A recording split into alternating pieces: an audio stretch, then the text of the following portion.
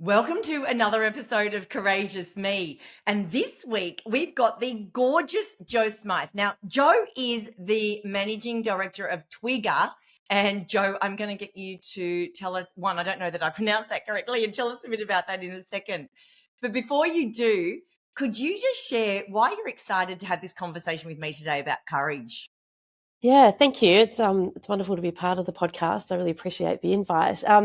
Look, I think when I think about courage, I think I'm still challenged in my own mind about exactly what is courage. Because I think we look at other people, other women, and we go, "Well, they've done this amazing thing, and how courageous is that?" But I think for a lot of women in particular, sort of getting up and doing the do every day can be, a really big act of courage. And so I'm kind of excited to talk about it in navigating my own thoughts about what courage is, but also, how we think about it more broadly, from just the getting up and the doing to some of those kind of, I guess, more heroic sort of things that we might typically think courage actually is. And that's really a common theme, that a lot of people do kind of put more emphasis on the heroic component to it, and not the fact that courage can just be in your everyday, like getting out of bed every morning and going through the motion or the routine or the challenges that you've got, like just getting through the day, knowing you've done that there's an element of courage in that we overlook because it doesn't seem so heroic. And it's Yeah. so easy to see it in other people. It's so easy to look at your best friend and go, God, she's so courageous. She just gets up and does that thing despite all of these challenges that are thrown in front of her. Yet I think if we actually put the mirror onto ourselves, we could say, oh, wow, I'm doing some things like that, or I've done some things like that, or I can see, in the flight plan in front of me is going to have a whole lot of, courageous acts involved in it. Mm.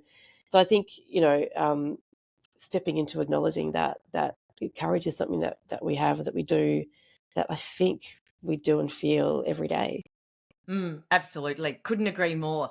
And Twigger, and have I said it right, firstly? And where has that come from? What is it? Yeah, so Twiga, yes, you have said it correctly. Twiga is Swahili for giraffe. And so many years ago, when I was growing my business and we moved from a sole trader to a company, I had to have a name for the business. I'm like, what am I going to call this company? And it sort of took me back to one of those beautifully, beautifully constructed, somewhat wanky HR sessions from the early 2000s, where the icebreaker was, if you're an animal, which animal would you be? And I thought, God, I'm not a monkey, I'm not a bird, I'm not one of those, I'm not a fish.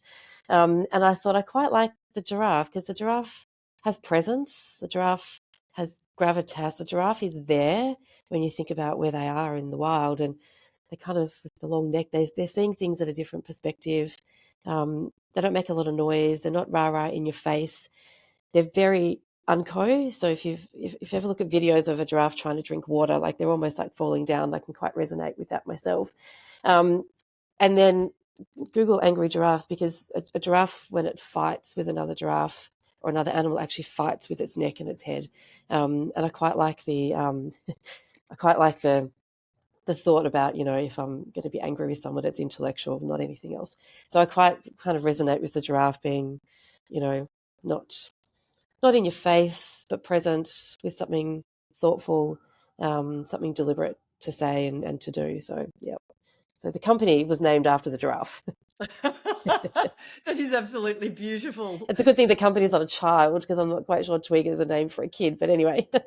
No, and just on that note, what does Twigger do? Because I'm assuming it's not in wild animal safaris or No, anything. it's definitely not. No, so we work with organisations around organisational culture. So anything to do with people and culture within an organisation, in terms of how people work, how they connect, how they engage, and how they just have a better experience of work. And that can be anything from your typical change management through to cultural programs that we run, through to engagement, communications. Internal and external communications as well. That's beautiful. Are giraffes, like, are they quite communal in how they engage with other animals? Do you know that? Yeah, they are a little bit, but they're um, yeah, they are, but in a kind of a quiet, reserved, collective kind of way. And there's a lot of humans like that too, aren't there? There So is. There it's is. very, very beautiful. So There is. that wanky HR session actually was quite useful. It's quite formative to starting my company. Absolutely. Now, speaking of which, if you had to go back and look into your past and how you got to where you've got, where do you think you've had to show a fair amount of courage, really had to reach in and, bring out, that inner courage from within? Where do you think that has shown up in your life?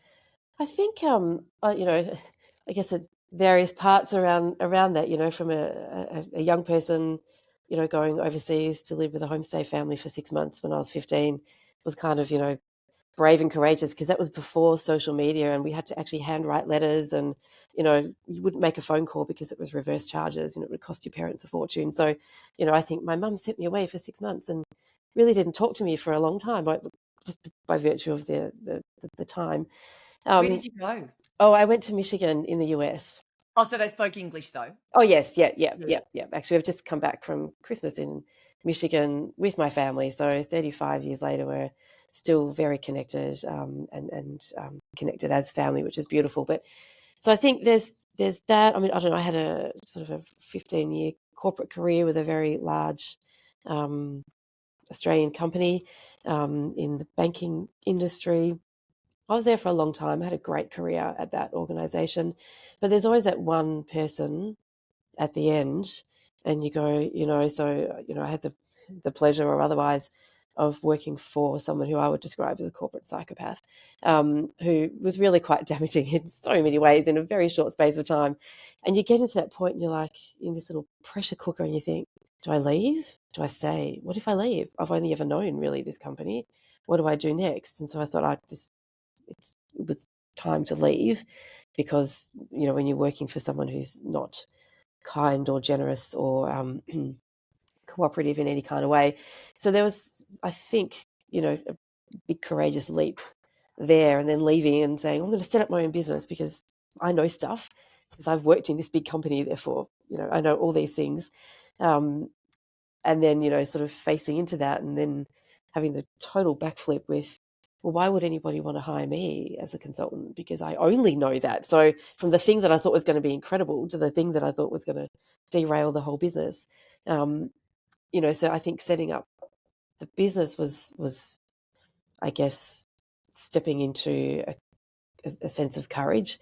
The ups and downs that you have through that around courage and or confidence around what can I do, what impact can I make, who's actually going to want to know or be part of this, is quite an interesting journey. And I dipped in and out of contract work for a little while just to find my feet around that, until one Friday afternoon where a short, angry stakeholder that I was working with got all spitty and angry at me, threw things at me across the room and said, I'll show you how communication is done. And I'm like, okay, off you go. You show me that. So I walked out. I went to the HR executive I was working with at the time, and I said, this is what you allow happen in your business, and this is not a place that I want to be in. So next Friday, I'm going to Fiji for a women's conference, and I'm not coming back to work here for you because that's not acceptable behavior. And I think having had an experience of unacceptable behavior in my long-term corporate world, seeing that, recognizing it, and doing something about it straight away, rather than, I need the money, I need the job, I'm learning something, it's good for my career, I like the manager, all those sorts of things, to be able to step that back, and say, you know what, that's not behavior that I want to be involved with. That was the catalyst for the next stage of my company, which was, I don't want to work with dickheads anymore. I'm too old, and too sensible and too experienced for all that sort of stuff. And I thought, no, that's it. I'm going to go and find people that actually do want to work with me, and that I have something to contribute. And that was probably 7 or 8 years ago. And the business has just grown from there, because I don't work with dickheads. I have an amazing team that I work with, and we only work with clients that we like. So, yeah. Oh, that's wicked. So how old were you? Save me doing the maths backwards. Not that I know how old you are now, but how old were you when you did that? I was, what am I now? I'm 52 now, so 45, 44. Does that give me the math right? About 44. Yeah, early 40s. I'm 52 this year. That's a fun one, isn't it? 52 too. There There you you go. go. Do you know the reason I asked, Joe, is age does become a factor that a lot of women particularly use as a barrier for not doing something they want to do. Like, I'm too old to do that. And that's why when you only said 7 years ago, I'm like, wow, okay, I knew you were roughly around the 50 mark, which means at 44, you've gone out basically and started your own business. Yes. Albeit doing some other freelancing, and you had the corporate experience. But that is such a beautiful story of courage, because it shows that, and I don't know, did age come into, or did you feel any resistance when you made this decision? I don't think it was necessarily age related. I think definitely stage of life related as well. So I think, I mean, my daughter, she's now 22, so she was sort of, in high school then.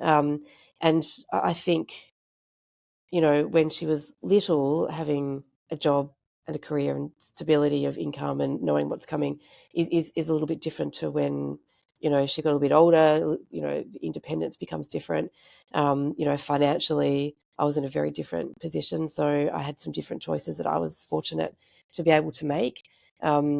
So, I wouldn't suggest everybody just wakes up and goes, stuff it, I'm out of my job and, who cares what comes next. But, I had made early career decisions around income, investments, those sorts of things, which, when you talk about courage for women, women are the first ones to say, I don't do the numbers, I don't understand what's happening. And, for me, that was a driving force earlier, so that, mid-40s, I could make that call to say, I'm not going to work with dickheads in corporates anymore. It's just not my thing. I want to work with people who share some innovative ways of working that are open to that are open to taking a punt and perhaps showing their own courage, in working with us and how we work. So I think it was more life stage than age, but I guess they're both kind of almost related, aren't they, a little bit? Yes and no. And I've really noticed that, like I said, when I've been working with women or interviewing women on the podcast, that, some do get to the point where, like, I'm not happy doing what I'm doing, but I don't know what I want to do next. So, but I'm too old to kind of go and explore it, or I'm too old, like I'm in my mid-40s, to go and start something new now. I've only known this. I get that a lot. I've even had a couple of conversations with two women just recently in their 60s. And my argument to them is, but if you don't do it now, when are you going to do it?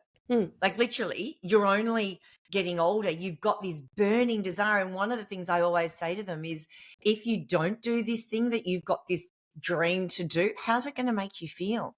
And the word that comes up is a version of devastated. So, I love that you did it. Did you always want to have your own business when you were younger growing up? Did you think one day I want to have my own business?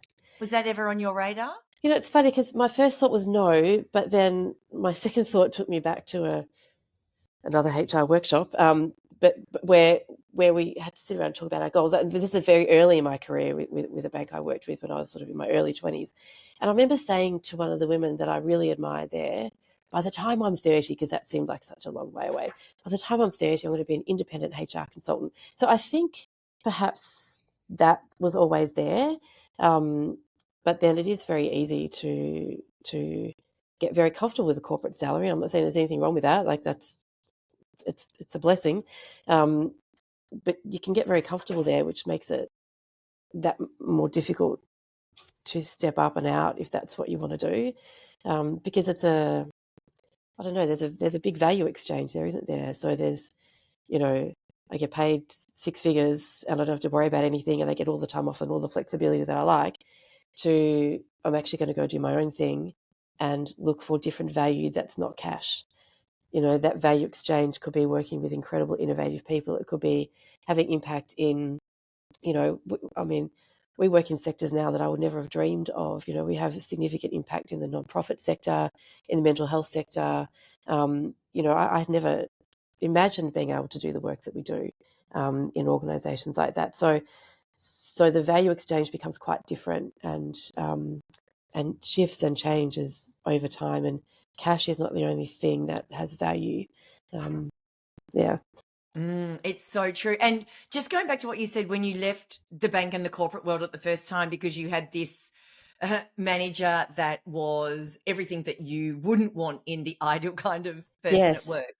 And you said that you felt like you had all this knowledge, you got all this experience, and almost to a degree, a little bit. I'm going to use this word; it's not your word. Cockiness that you can absolutely. do this, Oh, I was but then you arrogant as all realize, get out. yeah, but then you realize that oh, maybe you don't. Tell me how that sort of played out, because that's a really interesting one in itself. Yeah, and look, I think that so that particular person that I worked with at the time, I learned an incredible amount about leadership from that person. Even though it was a slightly difficult relationship, you always learn from those things and, understand why her actions were what they were. And there's some big lessons in that. So I left, I think there's a cultural trait at that particular bank, and I've seen it in other banks with other work that I've done. We all come out of there really arrogant because, I mean, I led multi-million dollar projects globally. I mean, wasn't I fabulous? So I came out and went, right, well, I'm going to spend some money. I'm going to do some training. I'm going to do my Cert 4 in training so I can go and teach people all these arrogant things that I know. I'm going to go and do my company director's course so I can go and direct companies with all these arrogant things that I know.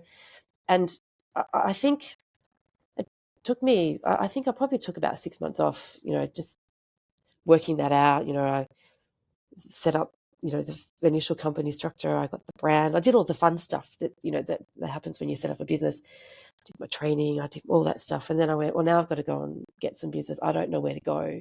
Where do I get clients from? Because the only people that I know are back there at that place. And with enough time and space in between, the arrogant chip disappeared.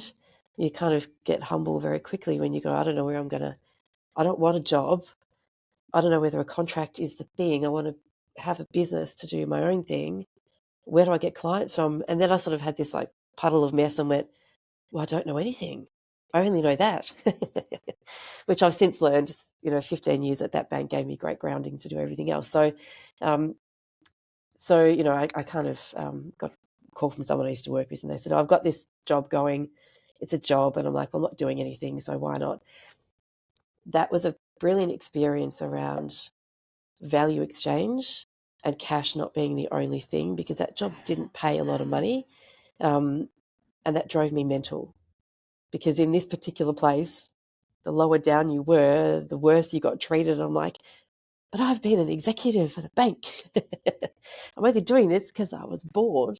So there was lots of lessons in that as well that, besides, the experience of doing something a little bit different, but taking that into the next piece of contract, and then really getting clear about what that value exchange is in how that works. And by the time you decided, you had this moment with this short spitting Oh, the man. spitty man. He was so funny.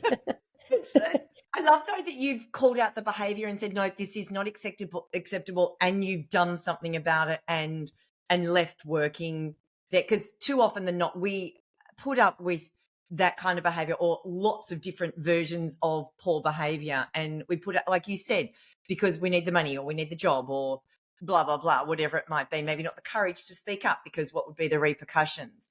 But you did move on. And so by this stage now, you are going out on your own. Where were you in terms of your confidence to go out on your own now? And how long had you been doing this sort of contract So work since I was leaving the bank? contracting for a couple of years, so probably 2 or 3 years. I did about 2 or 3 different contracts. What happened was, so I had booked to go. So I've had two pivotal moments in Fiji. So this was the first one, and so I had this, week-long women's experience in Fiji already booked that was going to happen in a few weeks' time. And so I'd said to the HR director, I'm going to Fiji. That's it. I'm done. I'm not coming back. You can get someone else to look after the spitty man. And so literally in between then and going to Fiji, an incredible woman who I'd known for about a minute said to me, you're a nice person. These people are assholes. When you get out of this thing that you're doing, call me, because there's lots of work for people that have a business like yours. So anyway, I leave that. I call her up and I say, Ange, do you want to have coffee? It's your shout because I'm out of there. So I go, and the day I got back from the Fiji experience, she called me and she said, I've got a client. They're a little bit too small for us, and it's only a really small piece of work. It's marketing. And I said, but I don't do marketing. She goes, yeah, but it's comms basically. And I know you can write and you're a nice person. And I know the people there and they're lovely. Will you go and meet with them? And I said, sure. So I go, and just fresh back from Fiji, there's 100 women on my shoulders going, you can do this, you can do this. And in my head, I'm like, I don't do marketing. What are these people think? They think I'm a fraud. I don't even, anyway. So I sit there in front of 3 PhDs that work for the University of Melbourne, and they're talking to me about marketing. I'm like, okay, you're all smart people.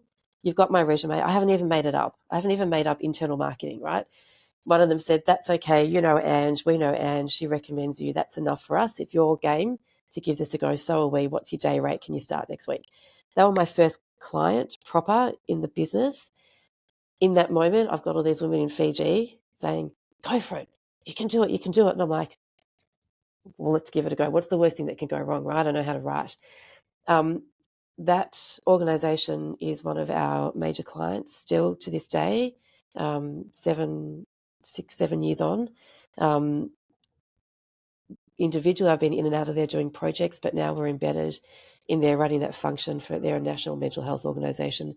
And we've taken them from a very quiet voice around trauma to a more public perspective around that. So the 100 women on my shoulders from Fiji saying go for it was, didn't hurt at all. The courage of other women is always a good thing, right?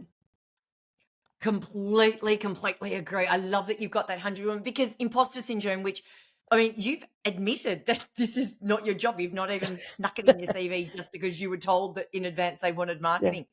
Yeah. The honesty and the openness. But how did you actually feel deep inside? Like when they said, no, you're nice, Ange, we like her, we trust her, give it a go. What was going on inside for you when that happened? And yes, you've got the 100 women going, you can do this, you can do this. What was going on inside for you? There was a mix of, yes, wow, I've landed that one. Like, now I've got a client, I'm actually a business proper, to walking out going, oh, shit. Who do I know that knows marketing? Who can I call on the weekend before I get in there? So at least I've got half a dozen words that kind of make sense. So it was kind of that balance of, yes, I've done this, to now what? But it's a feeling that stays with me every time we bring a new client into the business that I run, is that absolute, I'll call it like a drug, right? Closing a deal with a client. Had someone told me that would be the thing that would light my soul on fire, I probably wouldn't have believed them, but it is like a drug. And then bringing them in and bringing them into the work that we do and watching them do things differently, has that equal parts of, brilliance and impact and all that wrapped around it. So, yeah. Oh, that is so beautiful. That is just so beautiful.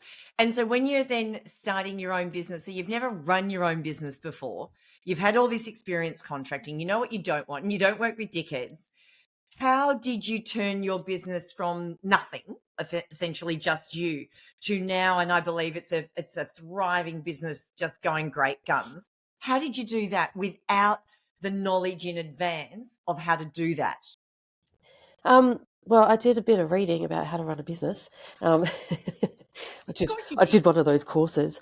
I talked to people that had run a business, just to get some of those basics. And there's some brilliant stuff you can do with a spreadsheet and cash flow projections and all those sorts of things. And then you ask a few other people. I need to issue an invoice. What do I use for that? Oh, there's this system or that system, or so I tapped into a few people around me. But that is actually a bit of a lonely journey, because you kind of, when you're starting out, you don't know what's appropriate to share or not share, or, how do you work out, what do I charge? What are my invoice terms? How do I, so I joined a couple of business networks where there were some like-minded people who were generous in their time and in their conversation about their experiences, even to the point where they would say, that's not enough money for what you're about to do. And I can trust me, the market's paying more than that. And I'm like, oh, there's another courageous moment, add some more, to the invoice and see what happens. So all those sorts of things, which I think, if I look back now, I've got some other women that are around me that are sort of starting out with that, navigating that path as well. And I always like to be generous back to women that are starting out in particular, because it's a bit lonely when it's just you. Then there was a bit more work, and so then I phoned a friend and said, hey, do you want to do some freelance stuff? And so we did some freelance things together, and then there was another friend and another, and now we've kind of got a business that is tipping 7 figures, which is wonderful, and there's enough amazing work in it for all of us. But I think, COVID was quite pivotal in terms of business growth for my company, because it meant that I didn't have to be on site with one client for one day. We could do multiple pieces of work.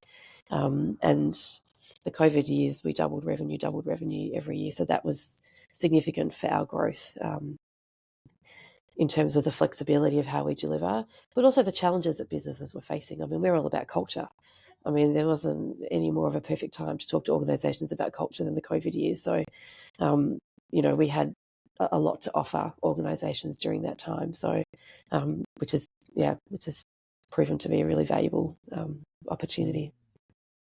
Oh, I love that. And tell me, do you manage the team? Like, are you hands-on with the day-to-day running of the team? The team manage themselves. So, with all the ups and downs of a business, I learned about the sort of people and the type of engagements that work best. And I'm not really good with needy people, so I don't like people that need me to show them and teach them and develop them and all that sort of stuff. That goes to my family as well. Independent and stand on our own 2 feet. So the team that I have are all independent. They all have other business interests, which is excellent because they all know how to run a company. The work they do in my company doesn't compete with their other business interests, which is great. And everyone's pretty autonomous, but we all bring work in. We all share a little bit in what that looks like. We share a bit in the reward from that too. And then we're all as much on the tools as we are, in the boardroom doing the deal. So, yeah. Oh, that's just beautiful. I love it. And, through all of this, the thing that's standing out for me is that if you didn't know, it didn't stop you. You just went and found out or asked someone or, read a book or whatever it is. You found out, as opposed to going, oh, I don't know that thing, which means I can't move forward. I can't progress. Yeah, I kind of have a bit of a mantra. We say yes to everything and we work it out later on. We're a pretty skilled, smart group of people. If there's a problem to solve and we don't know the answer to it, we'll confidently say, yes, we can do that. And then we figure it out and we work on it after that. So, yeah. Oh, I love Been a that. I fun love journey. that. I love it.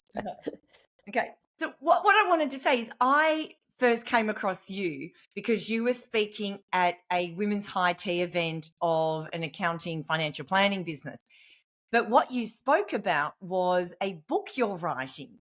Now, given you've just talked about, the 100 women from Fiji, you are a good communicator, you can write. Talk to me about what is this book? How did that come about and how does that fit in or not with the work you're doing, the business you're running, and your life, basically? Where's that come from? Yeah, so the book came from the second time I went to Fiji. I think I should stop going to Fiji. The first time I launched a business proper, and the second time I came back with a book idea. So I went for another women's experience in Fiji. I'll say last year, but it was a year before now, wasn't it? 2022. And it had been a big year, so I was a bit strung out when I got on the plane. I slept the entire way there. I took my daughter. She was 21 at the time, and another girlfriend who lives in Sydney. So we all met there for this, incredible women's experience. I know the woman that curates that experience. So I was confident that it was going to be, amazing. And I went and I said, right, I'm going to do business deals over here this year because now I know what to do. Anyway, so on the first night we met this incredible woman who was one of the workshop hosts, and she was doing a book writing session. And so my friend says, I want to write a book. And I'm like, I don't want to write a book, but I'll come with you. So we went to the book writing session with, of course, lots of, cocktails and wine in Fiji. And the beautiful woman facilitating the session said, everybody here's got to write something down. I'm like, I've got no ideas. And she said, if you've got no ideas, write a love letter to somebody. And I thought, well, that's a good idea, isn't it? So I take out my little notebook. I'm like, I'm going to write a love letter to my mother just because, Jude's pretty cool. I'm going to write a letter to her. I wonder what she'd write. And then so it just kind of evolved from there. And then the facilitator was just, dropping out different ideas, what would that person say to you? What would they say to somebody else? And I'm like, oh, wow, Jude's got a really big story to tell. And then I'm like, lots of women have got stories to tell. And then I went, oh, and then I started writing down the names of all these incredible women who I know that have got stories to tell. And then it just got to that point, and I thought, there's a book in here. We could interview 50 women about their story, and they could share something about their life, anything, like whether it was the thing that I was thinking of or whatever it is that they want to tell. And so I came back and said to a friend at the time, I've got this idea for a book. We're going to do this book. So I have someone helping me with interviews with the book. So we're interviewing 50 women. The book is now called, it started off being called A Love Letter to My Mother. And then, that sort of evolved over a little bit. So the book is called Finding My Voice. And it's 50 women just sharing a little bit about their story. What is it in their life that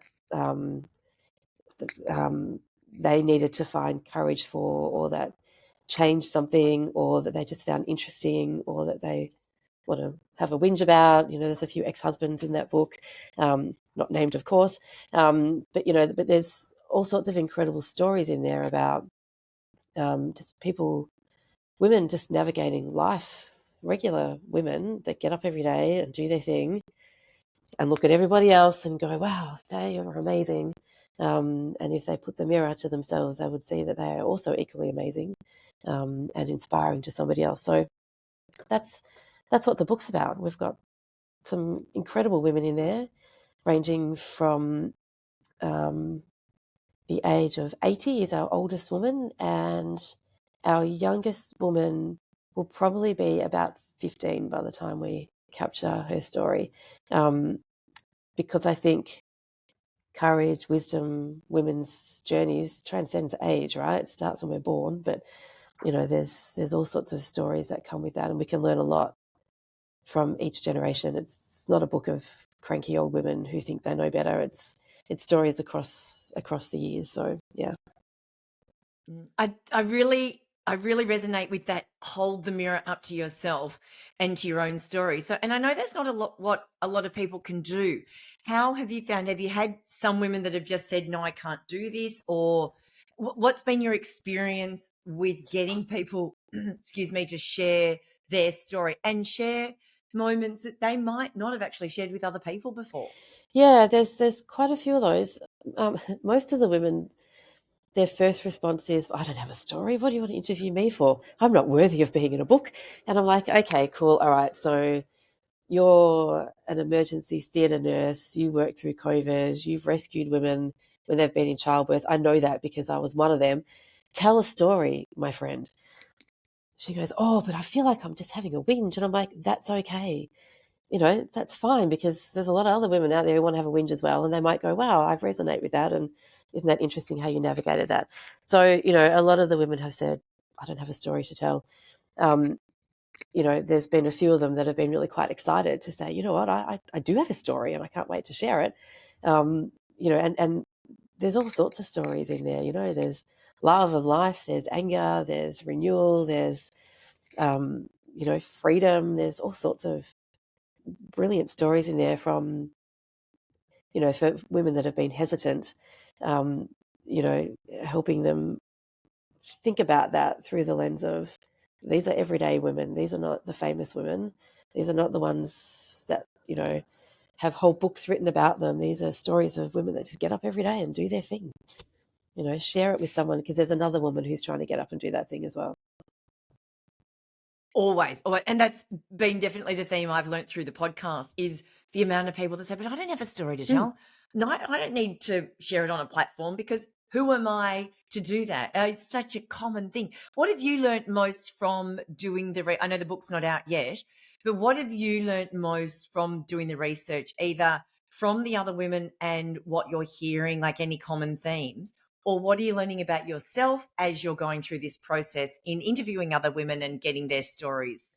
Yeah, I think um, a couple of things. One is the person who's helping with the book said to me, "Do you know all these women personally?" And I went, "Well, yeah, I like that's how we've been able to gather so many women." And she said, "Have you ever stood back and just went, wow?" Because she said, "These are some mind-blowing women that you are surrounded with." So, and I hadn't thought about that. I hadn't thought about how lucky I was to be surrounded by 50 women who, and we don't all hang out every Saturday, right? So, but 50 women in my life that, have they're just incredible. And you go, well, I hadn't thought about how fortunate and how lucky that is. Which again, when you put the mirror and you say, well, you know, what else did you think was going to happen there? So, I'm incredibly grateful to the women in the book for sharing their stories. For each of them, I think they've found a little bit of themselves in telling the story.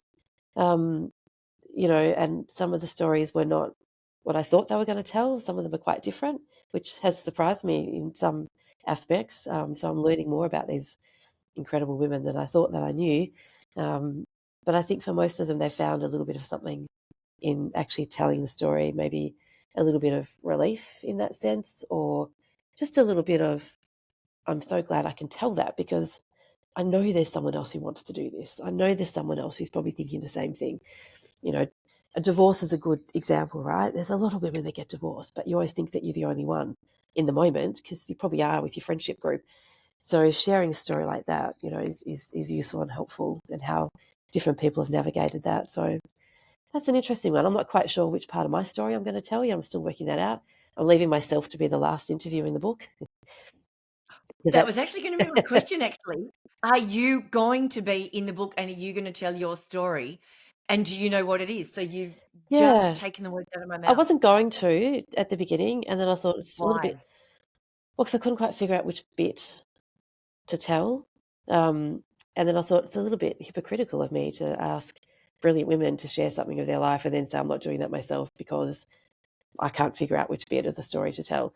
So leaving my story to being the last one is quite helpful because I can see what other women have shared. And I think there's going to be a lot of sort of common threads around some of those stories. So yeah, so I'm leaving mine to the end. I still haven't figured out which bit I'm going to share, but I'll go for another run and I'll work on that. That's my thing. Do you have a story worth sharing? I think there's a few. I think there's a few threads to that, and it's some of that's about um, some of that I think is about experiences past and where they should stay, and some of it's about experiences past and how they are formative for what's coming next. So I'm sort of just working through which bit that might be. Okay, Joe. So I'm going to put you on the spot here and play the game or not. What's one of those experiences that you are pondering that could go into the book that you could share now? And it can almost be a bit of a trailer as to what people can expect when they read the book. Yeah, Because this podcast is about courage. yeah, it is, isn't it? Well, there's a few Mm. things in that. I mean, I don't know. I can look at my, childhood years and look at, dysfunctional families and all the things that go with that. I think there's some interesting stories there. I think, what I've learned from my mother and her mother, I think is a whole other, which was the the catalyst for the story, the book in the first place. Can you share that one? I love that. We haven't had that one yet. Well, so my grandmother, so my nana, we call her sore leg nana because she had a sore leg for the entire time of my life that I knew her. Um, she left an abusive relationship in the 40s. So as a woman in the late 1940s with my mother, who was, a young child at the time, She left her abusive husband, got herself a job, bought herself a house, raised my mother, and just got on with it. And she was the smallest, shortest, fiercest woman that I've ever met in my life. And so she, in turn, raised my mother to be a bit like that. And so my mum's gone through a couple of marriages, a couple of divorces. Again, you carry some of those things with you around what your expectations are of marriage and life. So she also had some, domestic violence in her past as well. But she also left, got on, had a career. My mother was a very high-profile figure in the trade union movement here in Victoria through the 80s and early 90s. Frightening woman in her career path. And, she left that and she's, had a life of service in community service and social work after that. But so I look at that and then, I look at, my upbringing as a result of that, of two incredible women like that. And then I look at what I share down with my daughter, who's 22 and a half and is equally frightening as a young person. I can't wait to see where her career takes her. But looking at that, and then I hear stories of women that say, the glass ceiling and women are treated badly. And I'm like, I know that exists. I don't understand that because that's not been my experience of that. I've not been surrounded by women who didn't make choices for their life. So I think there's probably something in that as well. But yeah, it was funny actually. We were away for the summer holidays and looking through some photo albums at our family's house, and there was a photo of my nana there. I'm like, oh, I haven't seen a photo of my nana for ages. Like it was just one of those. Where did that come from? So it was kind of cool. Oh, I love that. Sore leg Nana. Sore leg Nana. She always had a sore leg. Always. Ever since I can remember her, she's always had a sore leg. So it got her in the end. She had a sore leg. The sore leg got her in the end. She tripped over and hit her head because of her sore leg. And that was it. Oh, wow. But yeah, again, the story back in the 40s, that whole thing about, leaving an environment that's not right, raising a child, doing all of that, that is more common now. It doesn't mean it's any easier, but back in the 40s, that's yeah, right. whole You nother didn't. generation of difficulty and You challenge. didn't leave because you didn't have a choice.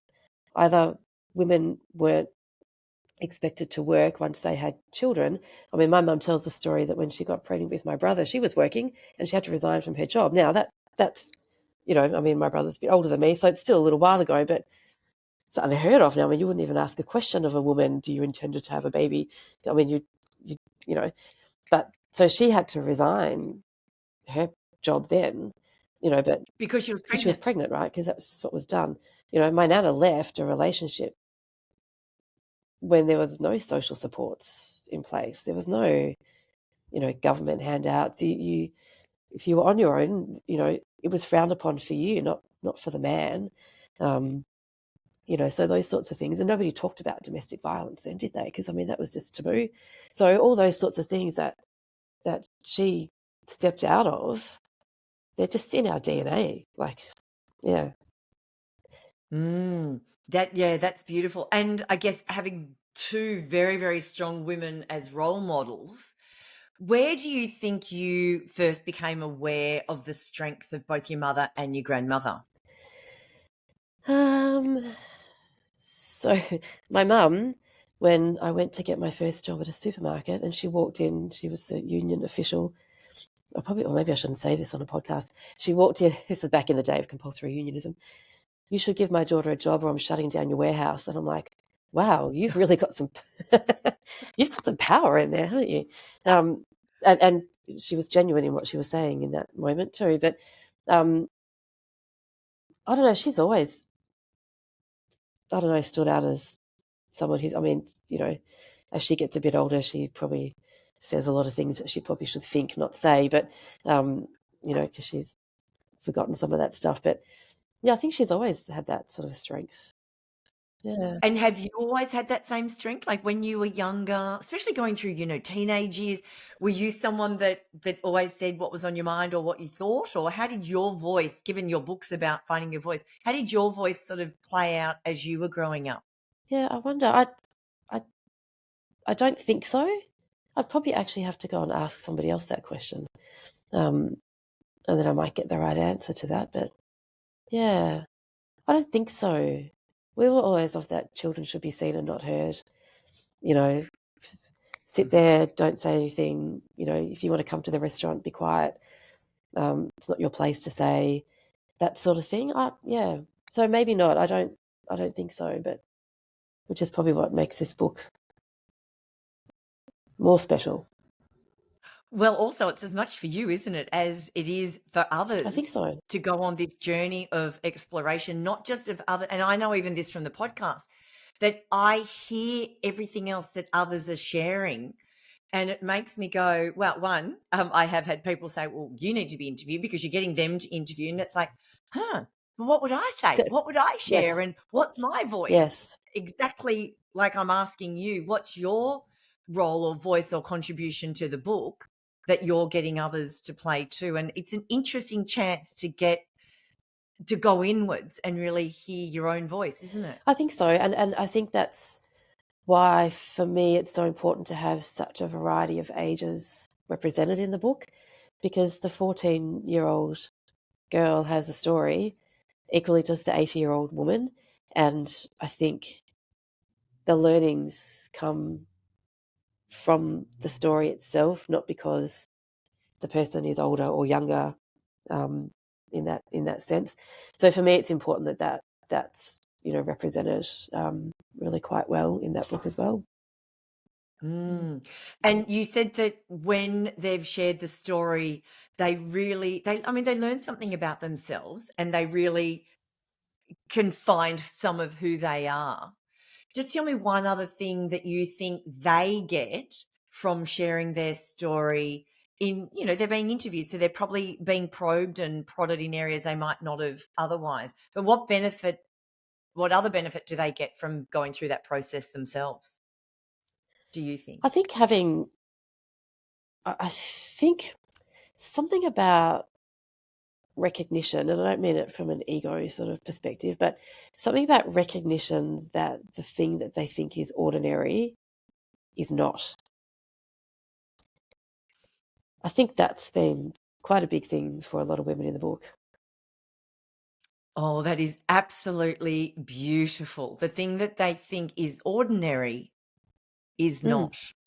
Yeah, that is beautiful. Yeah, And everyone has that thing absolutely. that they think is ordinary that is Absolutely. actually Yep, not. absolutely. Mm, Yeah, yeah. mm. So when's the book out? When's it due? When's it finished? I'm hoping that we'll have all the interviews finished at the end of this month. Then we'll go into design in February, and then depending on how quickly we can turn that around, I'm hoping to fill my mother's garage with pallets of books in March or April. Right, so That's my 2023. plan. 2020, That's my plan. 2024. 2024. My mother has been in. Finding your voice. I've enrolled her as the distribution manager, and she's going to hand package and post them all once they're ready to go. Well, it sounds like she's a strong, capable woman. She is. I don't think that's going to be a I problem. don't think it's going to be Jo. a problem for her. I love it. So if people want to find out or buy the book, or is it on pre-order at all at the moment? Yep. So they can go to the website, which is findingmyvoice.com.au. It is on pre-order. You're probably going to ask me how much it is. No, they can work that You out. can find it on the website. And you know what? It's probably going to be a book price, right? So It's whatever a it book is, price. just buy it if you want inspiration. It's a book price, $27. And proceeds from the book are going towards projects and initiatives that help other women find their voice. So I'm still working through exactly where we're channeling that. Quite a lot of the women in the book have ideas and causes and initiatives that are quite personal and special to them. So hopefully we can tap into some of those. But that's the idea. This is not for me to make money out of the book. It's so that collectively we can contribute to other women and their journey and how they find their voice in their future. And going back to what you talked about earlier about value exchange does not always need cash. That's right. Actually, The other value that you're bringing to the table is beautiful. Cash is the least valuable form of value exchange. Absolutely. And Jo, if people want to find out a bit more about you, the work you do, where would they go? Where can I direct them? They can find me at twigagroup.com.au. So Spell Tweaker for us. TWIGA group.com.au. Or they can find Remember the me on giraffe? LinkedIn. Yep, find the giraffe. They can find me on LinkedIn. They can find me through the website. They can find the book on findingmyvoice.com.au. Excellent. Yep. I'll put all of Yep. that in the show notes. And can I just ask, are you, I mean, I know I have met you, but for those who can't see you because you're sitting down Yep. right now, are you like super, super, super tall, like giraffe tall? No. No. But you've definitely got the presence of a giraffe, and I don't ever want to get you angry because if you're going to come at me with your mind, I have a feeling you're going to win. So It's more fun. that's not More fine. fun to use intellect, I think. I absolutely love that. Jo, thank you so much. Thank You're you for sharing. welcome. And Thank I you. can't wait to not only follow your journey to read this book when it's out, and in particular to reading your contribution and your story about it. So thank you, thank you, thank Thank you. you. Thank you.